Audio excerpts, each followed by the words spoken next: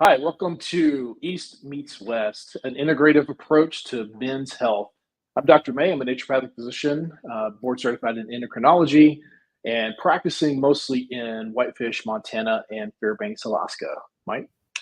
Hey, and I'm Michael Johnson. I've been practicing for 15 years as an acupuncturist. I'm licensed here in North Carolina. I'm nationally certified with the Acupuncture Oriental Medicine Council, and this is going to be exciting because this is a topic that doesn't get discussed enough. So I think it's time it gets talked about. Yeah, absolutely. So, what exactly are we talking about today, Mike? And what's killing men?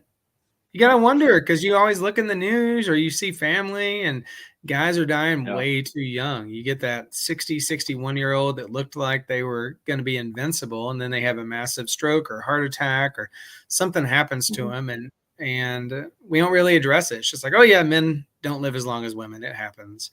And so I think it's good Yeah, to look at this. yeah, I think so as well. I think both of us have talked about this sort of off air before, and we don't see, even though we do a lot of like general practice, we don't see a lot of men in our practices, and that's how it is basically in all forms of medicine. Men don't tend to go see their doctors or other healthcare Mhm. providers, very often until things get really, really bad. Yep, and then by then it can be too late. The first thing I usually hear from men who come in my office is they come in. I'm like, "Oh, what brings you here?" Is like, my wife or my spouse made me come in, and so Yeah. I'm here because she said I needed it. Yep, absolutely. Like that's in my top three. It's the wife pushed them, they have erectile dysfunction, or they have immense pain. Like those are the kind of the top three reasons why most of the men that I see come in.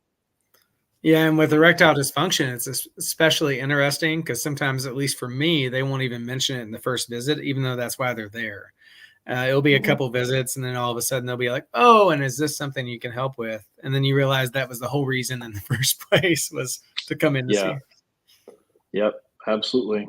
Yeah. So before we dive into kind of the whys, let's actually look at some of the stats. So this is a presentation I did to our endocrinology society last year. So these statistics are still pretty up to date. Let's jump right in here. All right. So, what's killing men? So, heart disease is still at the top of the list at 24.3%. Cancer is just below that.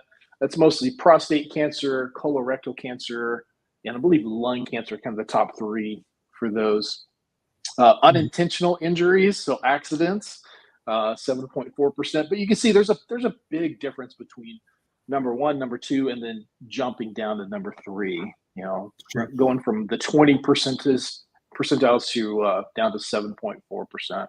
So big gap there. So we're going to kind of concentrate more on the heart disease and cancer aspect because especially with these two, they're chronic conditions, and most men don't actually do something about them or get diagnosed until late stages. And then obviously, your options for treatments are more minimal at that point, and they're more progressive. They're higher interventions, right? Mhm. Medications, surgeries, chemotherapy, radiation, things like that. No, it's true, and that's usually when I see people is like, "Oh yeah, it's been going on for a while. I didn't get checked out. Now I'm in stage 3 or 4. Help." Hmm. Yeah. So this next chart is it's kind of the prevalence based on age group. So you can see top left hand corner, ages 1 through 19, and then 20 through 44. The top ones are unintentional injuries, so those accidents again. But look at the second one, which was pretty astonishing to me when I first saw this chart. It's suicide. That's pretty high percentage, especially at the 1 to 19-year-old. That's 26.3%. Yeah, that was shocking to That's me too. yeah, that was surprisingly higher than I had anticipated. And then moving on to 45 to 64 and then 65 to 84, again, cancer and heart disease are at the top of the list. And when you get above 85 years old, those two are still at the top of the list. They just kind of flip flop as far as 1 to 2 goes. So you can kind of see there, those are kind of the top of the list according to age groups. Any thoughts so far, Mike? Yeah, I mean, the suicide one for me was huge when I saw those numbers. I'm like, that is Mhm. insane. Under 44 Yeah. years old, it's pretty much almost all injuries or suicide. Yeah. And, mental health is a huge part of what we're going to be talking about. Not only for suicide, but even for heart disease, because mental health plays a part in that. And it can even in cancer as well. So it plays a big, big part. So if with suicide, you're going to have a lot of depression, anxiety, stuff like that. So, and then with heart disease, stress, anxiety, stuff like that is also going to play a big, big role. And so, yeah, it's pretty rough. And then we got Alzheimer's disease. Once you get above 85, becomes a big one, as well as injuries.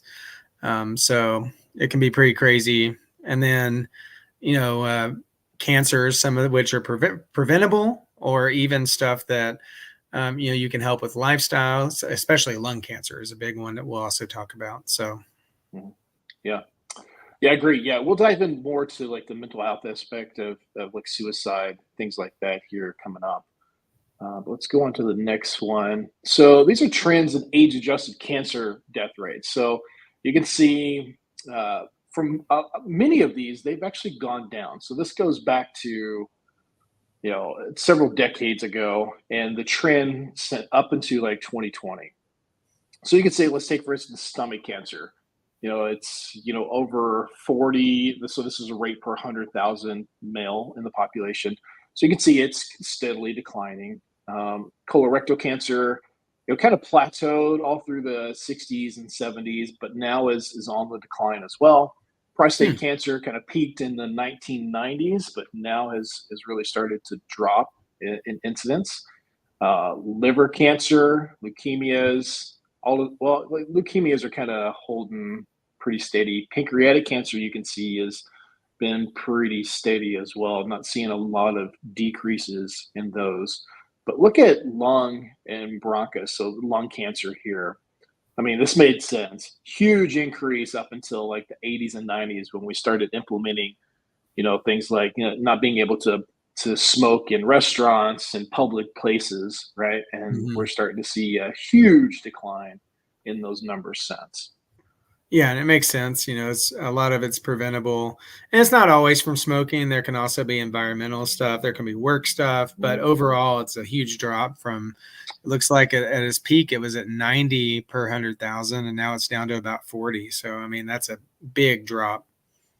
Yeah. So there is good news here, right? It's like, all right, we're making some progress here as far as cancer in males. And we're seeing for the most part, most of these are declining, as awareness becomes more prevalent and we've got better tools to treat these things. But still, when it comes to cancer, kind of the name of the game at this point in time is still early detection, right? Yeah. And so that's where we're really pushing, especially for things like prostate cancer. Like, guys, get that checked out. If you're 50 and you haven't had a PSA or a digital rectal exam, which I know you're not lining up for those, but that's something that should be done. If you haven't had it done at age 50 or higher, like you need to do that. Yep. Most of these cancers, as long as you can catch them early on, the treatment options are going to be a lot greater than if you just wait until they become symptomatic. At that point, your likelihood of metastases goes up quite a bit. Yeah, especially, and also colorectal cancer. A lot of people don't want to get screened because it's uncomfortable, and then I've had multiple friends who have gotten late stage colorectal cancer at younger ages. And a lot of it was preventable if they'd gotten a scan years before. And it's like, oh, I don't need to. I'm not that old. And I've heard the recommendations even getting pushed down to 45 for some people to start getting tested. Yeah, that's across the board now. So that this happened just this last year. Sort of general guidelines at this point have dropped from 50 to 45, and that's across the board, male and female. Now it drops to 40 or even earlier than that if you have a strong family history of colorectal cancer, or if you have a personal history of inflammatory bowel disease like Crohn's or colitis. It really, honestly, any sort of major like bowel issues, like come on, you got to be on top of this. And colonoscopy is one of the better ways that you can make sure like you're getting screened. What do you think about the blood testing for blood and in stool as far as Yeah. testing? So like Cologuard or just doing a fecal occult blood test. Yeah, absolutely. So this is kind of what I'll jump to first, especially if I'm getting a lot of pushback from a guy or a female as well, and they don't want to do their colonoscopy. It's like, well, all right, this is your life, this is your health. Like, I'm not going to push you to do anything, but oftentimes they'll compromise and they'll do that. So the fecal occult blood test just looks for blood in your stool, which can be there for a number of reasons, but one of those can be, early stage colorectal cancer. The other one is called Cologuard, and that actually looks for both blood and these weird sort of alterations to DNA, which again could be, a sign for, early stage colorectal cancer. Yep, and I've used those before. I've had people use those before, and it's great because it's not expensive. It gives a peace of mind, especially if somebody is pushing you back of like, I'm 46 years old. Okay, I'm not going to get a colonoscopy. It's like, okay, at least do this. Let's at least get your blood work, do this, and see if there's anything to be concerned about. Yeah, I agree. Like, at the least do that. Yeah. All right. Speaking of all you guys out there, get it checked. Yeah, I agree. All right, so let's jump back to kind of the heavier hitters, so like heart disease. Let's look at some of those numbers. Most of these numbers are coming straight from the CDC. So 350,000 men die of cardiovascular disease every year. So it's about 1 in 4 men. Wow. Half of those men who die suddenly of coronary heart disease had no previous symptoms. That's half of men. So their first symptom was death. And so that doesn't bode well. So again, these are things that there are things that we can do to kind of screen for heart disease, even when it's asymptomatic. From 2013 to 2016, it estimated that 47% of men above the age of 35 had hypertension. Now that's pretty significant. So half of men above the age of 35 had high blood pressure. There's a reason they call hypertension the silent killer, because it's damaging your blood vessels. Think about it. Just simplistically, like if you have a closed system, pipe, and you're increasing the pressure in that closed system. So like inside a house, for instance, in the plumbing, and you're increasing pressure, there's only so much time that you can maintain that high pressure before something gives, right? And you're going to blow something out. Same thing happens inside your blood vessels. That's a closed system. So if you're running at a high pressure for long periods of time, months to years, at some point something's going to blow. Yeah, and a lot of people don't even know what high blood pressure really is. I'll see people and I'll ask how their blood pressure is, and I'm like, it's great. I'm down to 160 over 110, and it's like doing really well. And I'm like, Yeah.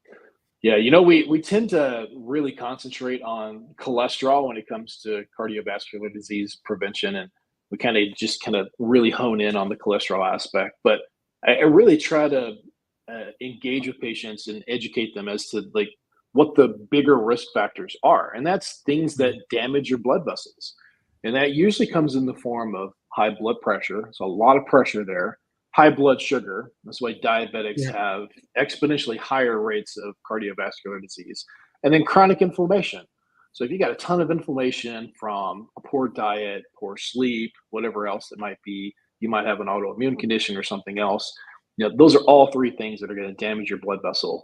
And that's why like you can have normal cholesterol levels and still develop cardiovascular disease, because you're still damaging the inside of your blood vessels.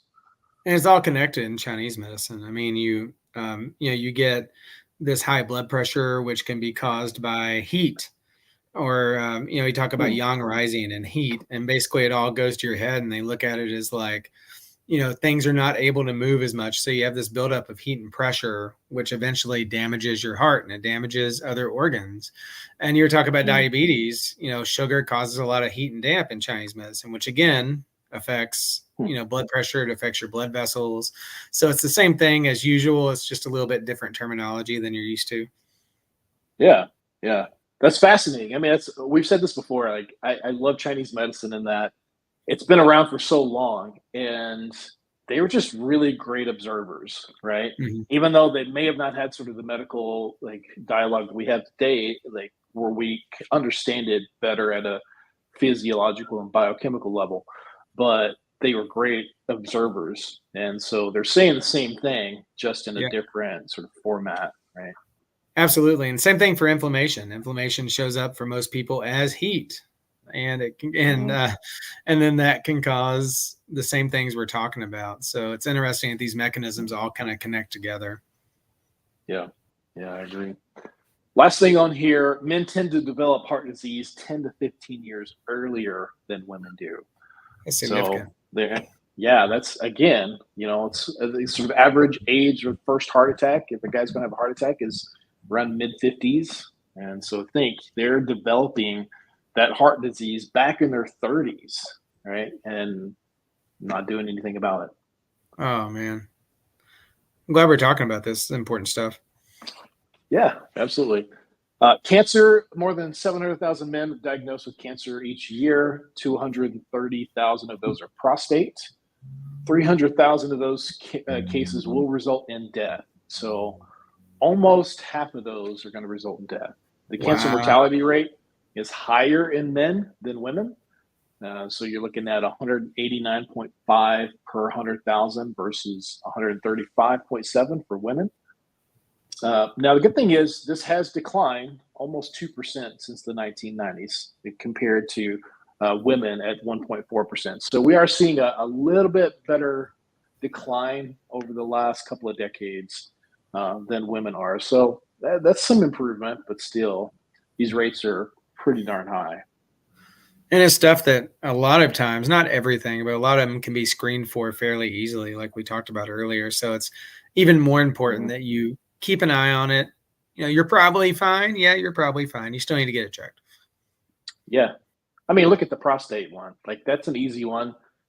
Just regular PSAs, digital rectal exams. Like, just this one is one too that, most men as we get older, we're going to develop a high percentage of us are going to develop prostate cancer. But the idea is we want to die with prostate cancer, not from prostate cancer, right? Mhm. And so that's a big distinction there. A good percentage of these cancers don't make it outside of that prostate capsule, right? Which is great. But if they do, it's nasty. You've got a lot of crucial things right around that area, like your spine. If you metastasize to your spine, that's pretty bad. Yeah. So again, a lot of this can be, treated and dealt with much sooner. It just as long as you know what you're dealing with there. So What I find interesting also is the Chinese actually first talked about cancer 1,800 years ago in one of their medical wow. texts. And like they realized 1,800 years ago that this was an issue because they were doing freaking Mhm. autopsy. That's like crazy if you think about a timeline. That's nuts. So I'm curious, how did they talk about it? Well, at the time, it was mainly supportive because by the time they had found it, they're like, it's Mhm. in bad shape. So we're going to find ways Mhm. to support your health and increase your quality of life. Basically, that was the Mhm. big push in the early days. And then as it went on, they started talking about, things you could do for the actual cancer.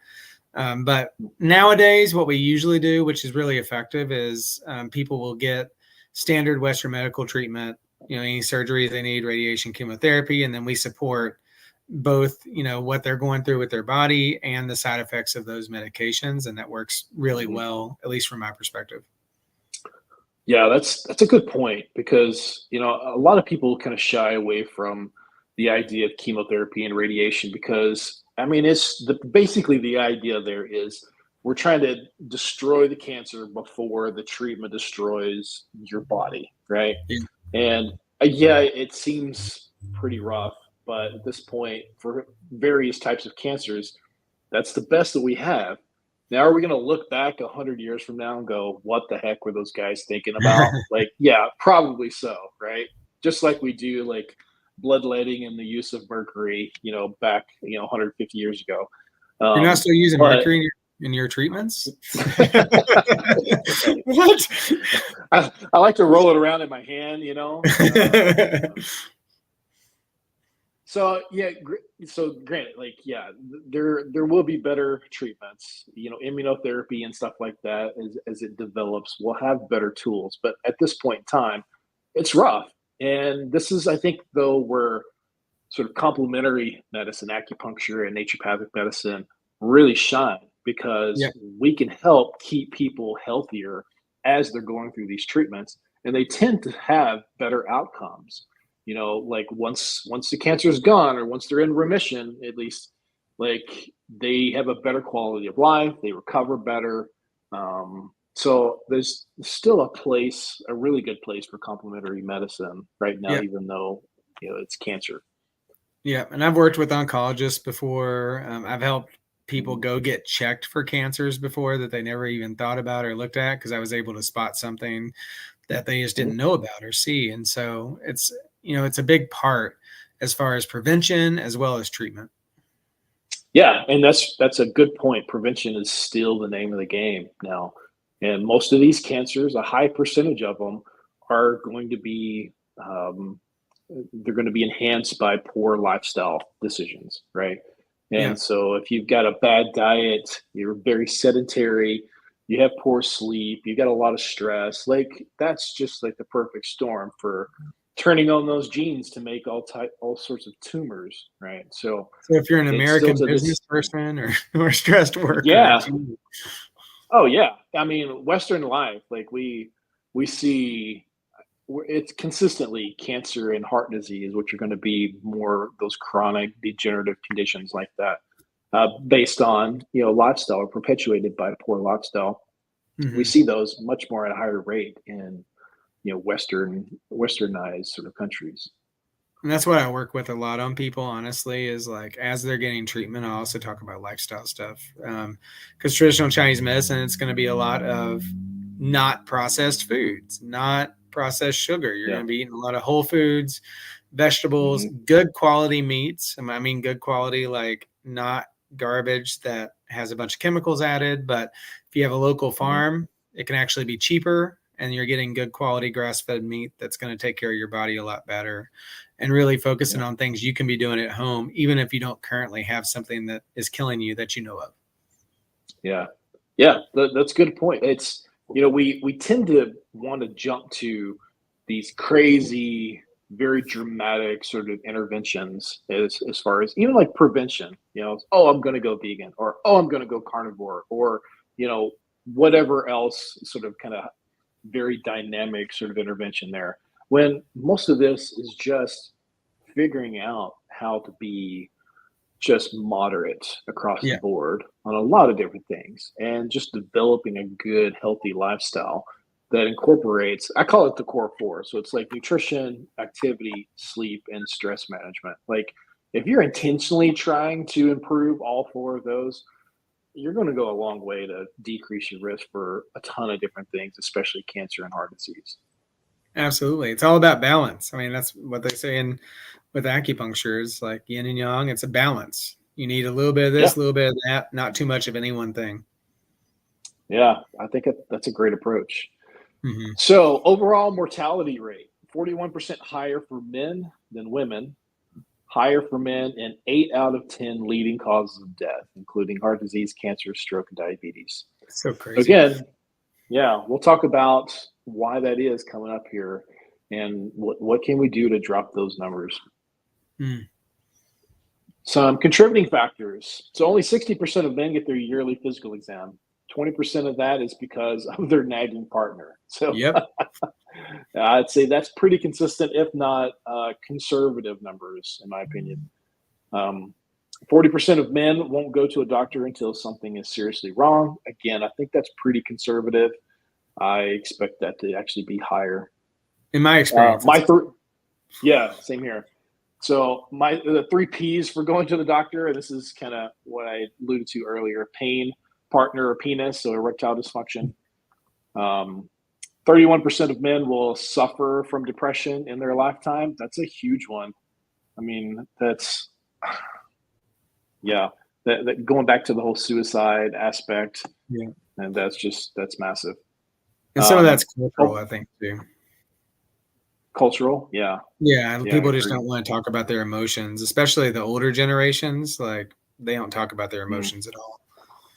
yeah, yeah. Almost 10% have daily feelings of depression or anxiety, but only about a quarter of those talk to a mental health professional, and about a third of those take medication. Again, I think these are pretty conservative numbers. Um, I'd say, probably in the 30 to 40% of men that, as I develop a good relationship with them, will open up and say, yeah, I get depressed pretty often or overwhelmed pretty often, because of the pressure that they feel that's being placed on them or they place on themselves, as being a father, a husband, sort of the main breadwinner or, whatever else kind of pressure there. And men just aren't as good at making connections to other men to kind of talk through those things. So then it just kind of builds up, you know. And they don't wanna be seen as being weak, and, I mean, it's Right. not, by the way. If you're listening to this, it's not weak to deal with feelings of depression and anxiety, but that's the way it can be perceived by some people, and that can make it really hard. Yeah, absolutely. I think that perception is changing. Like It I is. definitely see a shift in, men in their 20s and 30s and like early 40s compared to men like in their 50s, 60s, 70s, and so on. Like that sort of generational shift, I think is coming. The younger guys do tend to be uh, they tend to open up a little bit more about their Mhm. emotions and sort of how stress is affecting them. And it's interesting because this doesn't emasculate you by doing that. And I think that's kind of the perception of the older generation is, well, I'm just got to tough it up, pull myself up by my bootstraps, and I'm the only one that can make this happen. Yep. And that's a very isolated way to look at it. And it's just I think you eventually realize you can't do this by yourself, and you shouldn't have to. Yep, and it's contributing to killing people. I mean, if you're hearing this and you're in your 30s and you're thinking, "Oh, this isn't relevant." No, it's relevant starting now. Like, getting your life Mhm, under control, getting your anxiety and depression under control can prevent mhm. you from having some serious medical issues 20, 30, 40 years from now.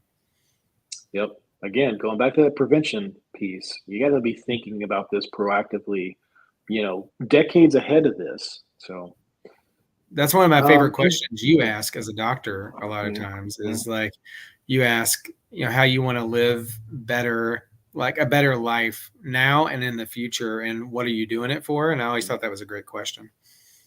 Yeah, I mean, it's always nice to know, like, what's someone's driving force. Do they have intention into their health? Have they thought about, have thought through that?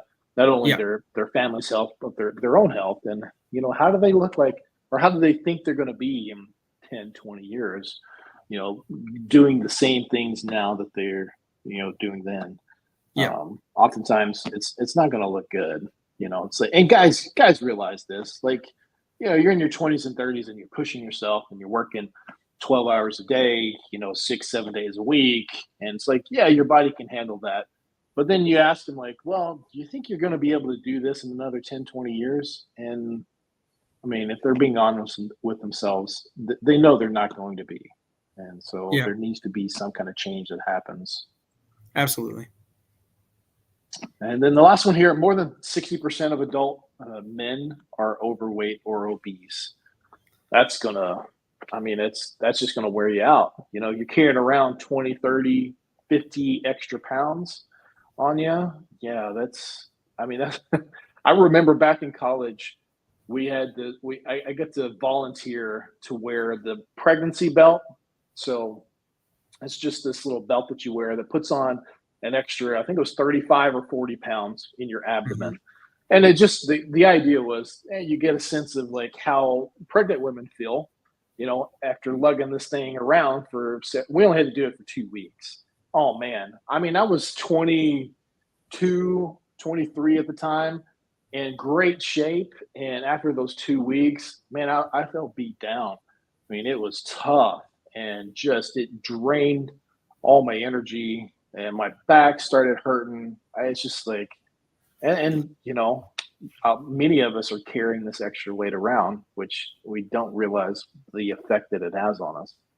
Yeah, and I think that'd be a good future episode for sure, is talk about weight loss, obesity, America, and like as far as guys go, I think that could be a good one. Yeah, I agree. All right. Men's health relative to the past. So are we making any improvement? We saw the chart earlier about cancer and how most of those cancers are declining. Are there some other areas that we can see improvements in? So we have seen an accelerated age-related decline in testosterone. According to an article published in the Journal of Clinical Endocrinology, this was back in 2007, a 50-year-old male then, back in 2007, had a 38% lower testosterone level than males back in the 1980s. Wow. So That's significant. Yeah, almost 40%. That's a pretty big decline, That's strange. over, 20 plus years maybe. Yeah. Now, we can speculate as to why that is. And obviously, there's probably a lot of variables that play into that. Ones that kind of come to mind for me are, stress. We talked about sort of obesity. Like, we know those obesity rates are going up. With that, we're going to see drops in testosterone because, men are converting testosterone into estrogen more the fatter you get, which is kind of tough because this enzyme called aromatase is what converts testosterone into estrogen. And that enzyme is produced by fat cells. So it's kind of one of those scenarios where the fatter you get, the fatter you get. The more estrogen you make, the more fatter you get. So it can kind of be a self-perpetuating sort of issue. Yeah, I think the era of the cell phone hasn't helped a lot either. Because back in the 80s, I'll show my age here. Back in the 80s, like I just ran around all day. Like all the kids were like out running in the woods and playing outside.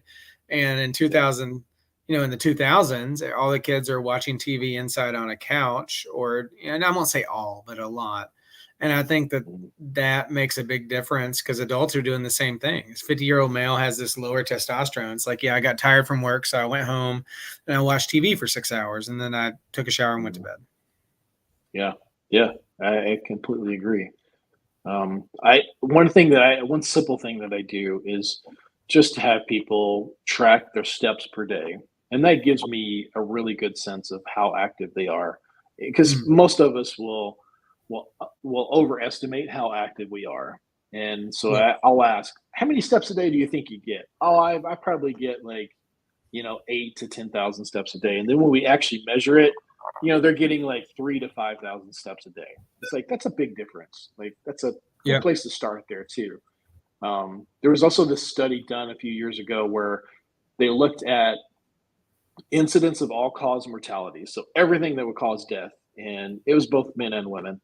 And what they found was if you set for 6 or more hours per day on average, despite your exercise regimen, you still had a 40% increased risk of all-cause mortality for the next 15 years after this, this time period for the study. Yeah. And so the shocking thing was, despite your exercise regimen, so if you have a desk job and you're sitting 6-8 hours a day, and then you go and exercise after that, it still didn't really do much because it wasn't just about the exercise aspect. It was the overall activity level. And we're just seeing a huge decline with more desk jobs available. Yeah, and I think that is a big clue into cause too, because 50 years ago, or over time, 100 years ago, people had to walk a lot more. People had to go a lot more places, and they were constantly moving because they didn't have the amenities we do now. Whereas now it's just like you work from home on your computer, and then you watch TV from your couch. Right. And then you work out for an hour. Be like, okay, I'm okay. Yep. Yeah. Here's another slide. This is the Massachusetts Male Aging Study. This is a big one. There are some really great information that come from this. But as you can see here, this measured testosterone levels back in the 80s, 90s, and 2000s. And you can see there's just a steady decline in the total testosterone. and that's what the blue is. And then bioavailable testosterone saw a 45% drop. Now, bioavailable testosterone, so just to kind of back up a little bit, most of your testosterone, guys, is bound to a binding protein. Now, there's two different binding proteins. One's called albumin, one's called 6-hormone binding globulin. Now, these binding proteins, they bind up about 98% of your testosterone. And the reason for that is it allows your testosterone to float around in your bloodstream for a lot longer. It increases what's called the half-life of that. But as long as it's bound to that protein, it's not free to do what it's supposed to do, like get into your cells and trigger all the things that happen from testosterone, muscle growth, stuff like that. Now, what bioavailable testosterone is the testosterone that's bound to albumin, which is what we call a weak binder, which means that your body can take off that albumin really easily. And now that frees up that testosterone to get into your cells. The other one, 6-hormone binding globulin, it's a strong binder of testosterone. So it's really tough for your body to break that bond. Okay. So that's the one that we really kind of pay attention to see as a sort of a functional look at your testosterone. So the problem here is many providers will just test your total testosterone, and that incorporates all of it, right? It incorporates your bioavailable, the bound up stuff with 6-hormone binding globulin, all of it together. So that doesn't really tell you functionally what's going on. That's why you want to look at a free testosterone or a bioavailable testosterone. That gives you more of a functional look at what's going on. So with that being said, you can see here, there's a 22% drop in total testosterone, but more importantly, there's a 45% drop in bioavailable testosterone, which is a much more functional drop, right? Or a significant drop because it's functional testosterone. So anyway, that's kind of how to read that chart there. It's very interesting too, because testosterone in Chinese medicine is connected with the kidney and the jing, and what they believed is you have a certain amount, and it affects your health of just about everything. Your kidneys are kind of at the base of everything, and so as they weaken, it's going to affect your health across the board in a lot of different ways. And so it's an interesting connection that, and at least in Chinese medicine, as this drops, it's going to affect your health in multiple facets. It's not just, oh, you have lower testosterone. It's like it affects everything. Yeah, I agree. Yeah, if you would have asked me what it was going to be, I would have said kidney. Just to That's always the answer, right? You know the answer. It's always the answer. It's like C on multiple choice. It's kidney. Awesome. All right. This is another one done. This was back in this was in Israel, and it's a little bit more recent, as far back as 2006 up to 2019. So you can see the red, the darker, closer to the red color is going to be earlier, and then the yellow is going to be most recent. So you can see across the board there, these are, as far as total numbers go, that we're seeing a precipitous drop there just over the last 2 decades in testosterone levels. That's wild. Yeah. Oh, that's it. Okay. So as far as incidence and testosterone, what guys are sort of dying from, that kind of covers the presentation aspect that we're doing tonight. So any takeaways at this point, Mike? Kind of what you kind of pulled out of this as being sort of most significant?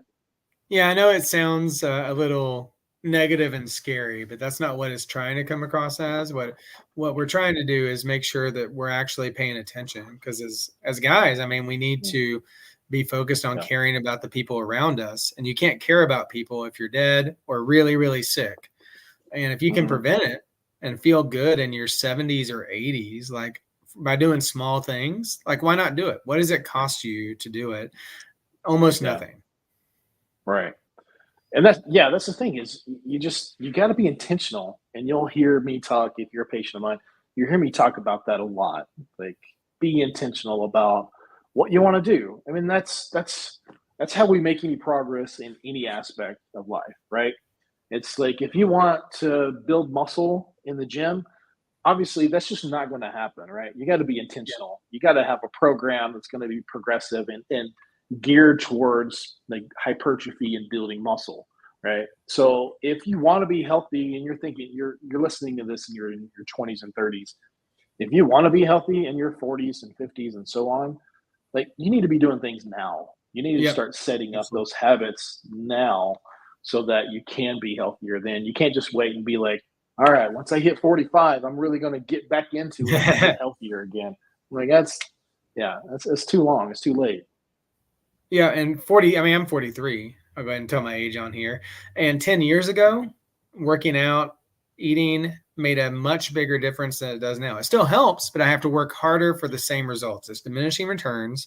Yeah. So do it Yeah. when you're younger, and then you will have a lot less problems than if you wait until you're 45 or 50 and you're like, I'm working my butt off and I'm only seeing smaller changes than I would have 10 years ago. It's like, nobody's ever going to look back at the end of their life and like, I wish I would have worked out less. I wish I would have eaten worse. Like nobody looks Mm-hmm. back and says that. I really wish I wouldn't have got my prostate checked. Like, well, I don't know. I think Ronnie Coleman maybe one of those guys who said he would have worked out a little bit less. I don't know. but in general, But yeah, most but people. I get it. I get it. Like you're totally right. Like, how are we going to look back and go, I wish I didn't do these things that improved my health. I wish I would have done less of that and more of like eating fast food and all the other sort of bad habits we end up doing. Yeah, and cook some food, people. Like this is something that I do every night. It takes time. I realize it takes time, but just cook some damn food. Like you don't have to go to McDonald's. You don't have to go to Arby's. It's all garbage. It's absolute freaking garbage. Put it down and cook some rice. It's easy to make, and some vegetables, which are easy to make, and some meat. And like you're going to improve your odds and health over time just by taking that step. Absolutely. And then just take some time on the weekend just to kind of plan ahead, right? If you fail to plan, plan to fail. So just take a little bit of time and plan out what you're going to do, what you're going to eat, when you're going to exercise, all that kind of stuff. What kind of stress management skills you're going to try to implement that week. It literally just takes a few minutes, maybe an hour a week to kind of plan that stuff ahead. And the more you do it, the more efficient you're going to get. So it's going to take less and less time as you get more efficient with it. I agree, man. I think too, like understanding, sort of the natural progression of what kind of men do throughout our lifespan, kind of helps us re-engineer that. So it's like, when you're in your 20s, especially, like you're bulletproof, you feel bulletproof. Like you don't want to go to the doctor, you don't want to do anything else because, man, your testosterone's at its peak. You can pull all-nighters and still like function normally. Like it's just not on your radar, right? And then we get into our 30s and we start families and that sort of thing. And obviously, like you're going to push yourself to the back burner. You're trying to make a living. You're trying to make a life for your family. Like, yeah, that makes sense. And then you get into your 40s and your kids start getting older and you gain 20, 30, 40 pounds and you're just like, yeah, I should probably start doing a little something, but again, you're still focused on other things. And oftentimes it's not until we get into our 50s and something major happens, like a heart attack, that wakes us up. And honestly, by that point, there's only so much more that you can do. There's still a lot you can do, but there's still like, if you would have started 10, 20 years sooner, you wouldn't be at that point that you are now. So and that's culturally, kind of the main point of this. Culturally, I think it's a problem too, because we've kind of glorified the dad bod. Like as a culture, it's like, oh, it's okay. Girls love the dad bod. It's like, but you look at your health with your dad bod. It's like, it doesn't mean you have to be perfect, but you definitely want to lose some of the dad bod. Yeah. I mean, I had this happen myself. I got into my career, and then I had 4 kids. It's like, you kind of make these adjustments and compromises, right? You just be like, oh, well, I'm not 20 anymore. Like, I'm never gonna have a 6-pack again, and it's just. But then when you realize it, like, you feel really bad. Like, you don't have the energy that you feel like you should, and you don't have to. You don't have to be that way. It's just it's a matter of making some changes, and if you've got a family and that's part of the issue, bring them into the conversation. So Absolutely. it's like now, like we go to the gym as a family. Everybody goes. Everybody's into it, right? And so it's kind of a family matter, you know. And Mhm. boy, that's really increased my compliance heavily since we've started doing that. I love that. I think that's great. And we talked a lot about prevention. I think my last takeaway would be if you haven't checked your blood pressure, if you don't like to go to the doctor, get a good cuff or go to someone, go to one of those little Mhm. things in the store, whatever, and just check it. See what it's at. Yeah. And if it's, Ash may have a different number because I know the numbers have changed. But I mean, if it's over 120 over 80, you need to start at least thinking that, okay, there Mhm. could be a potential problem in the future here. Yeah. Yeah, I agree. Yeah, there are different. There's two major stages of hypertension based on those numbers, and honestly, most of the guys I see are in stage one, sometimes stage two hypertension. By the Yep. time they get to me, in their 40s, maybe 50s. So, yeah, I agree. Get it checked. If you don't want to go to the doctor, at least buy a cuff and start checking it yourself. It's a good And I idea. just want to say, man, it is so good to be back here. Focus, man. It's going to be great. You got 4 Yeah, kids. I got 3. We absolutely. could talk about protection in the future. No, I'm kidding. Right. Right. Yeah. Yeah. Yeah. We won't be diving into infertility anytime soon between us, but This is great, man. It's really good. And yeah. I think that this is going to Yeah. help a lot of guys. So, guys, thank you for listening. We appreciate it. Yeah, absolutely. Just stay tuned. We've got a lot of great material coming for you guys. We're really going to dive in deep to a lot of different issues pertaining to men's health. If you have questions or if you have topics that you want to, um, you want us to dive into, let us know. Okay, comments, and we'll try to get to as many of those as we can.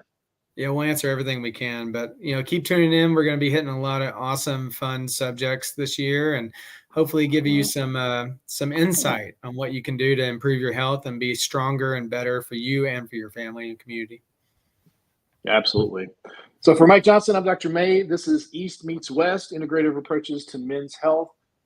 Again, thanks for tuning in, and we'll see you next time. Take care.